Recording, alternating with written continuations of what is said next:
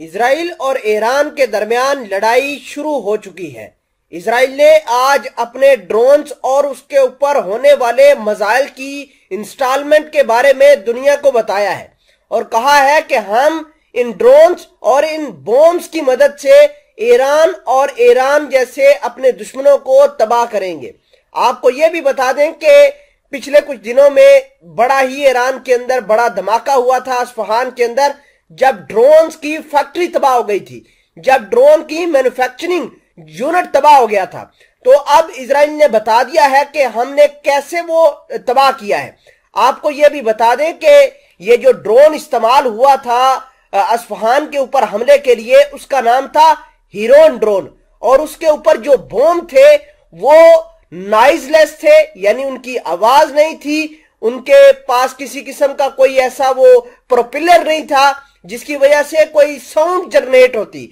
और यही वजह है कि ड्रोन्स आए इजराइल के, उन्होंने स्ट्राइक की, आवाज आए बगैर ही वहां पर अटैक होता है और सारा का सारा जो यूनिट था वो बिल्कुल बर्बाद हो जाता है। अब बात यह है कि उस बॉम्ब के अंदर ऐसी क्या वजह थी, ऐसी क्या रीजन थी कि आवाज ही नहीं आई और ईरान को पता ही नहीं चला। तो रीजन ये थी कि वो स्टेल्थ बॉम्ब थे।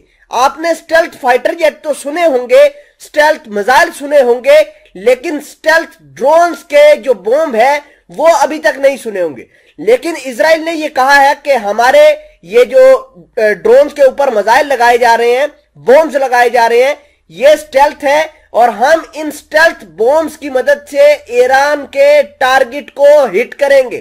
कल मैंने आपको खबर दी थी कि ईरान के 3000 टारगेट जो हैं मुख्तलिफ, वो इजराइल के निशाने पर हैं और इजराइल ये चाहता है कि वो शाम के अंदर, इराक के अंदर और ईरान के अंदर मुख्तलिफ तरीकों से ईरान के ऊपर हमला करे ताकि ईरान को संभलने और जवाब देने का मौका ही ना मिले। अब सवाल यह पैदा होता है कि अगर इजराइल के ये ड्रोन्स और उनके ऊपर लगाए जाने वाले बॉम्ब्स जो हैं वो स्टेल्थ हैं, वो स्मोकलेस है, यानी उनसे किसी किस्म का कोई धुआं नहीं निकलता, वो नॉइजलेस है, यानी उनसे किसी किस्म की कोई आवाज नहीं आती, तो फिर ईरान की पासदारान इनकलाब ने जो 2 ड्रोन्स और उनके मिसाइलों को मार गिराया था वो कैसे मार गिराया?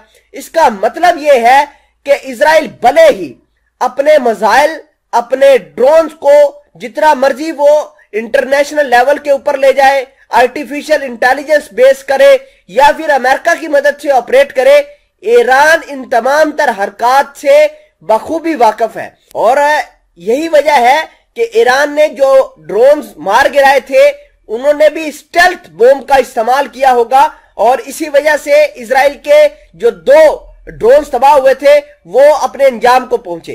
खैर, आपको ये बताने का मकसद ये है कि ईरान इजराइल और अमेरिका की आर्टिफिशियल इंटेलिजेंस से नावाकिफ नहीं है। वो जानता है कि किस तरीके से ये दोनों मुल्क कोलैबोरेट करके ईरान के ऊपर जंग मुसल्लत कर रहे हैं।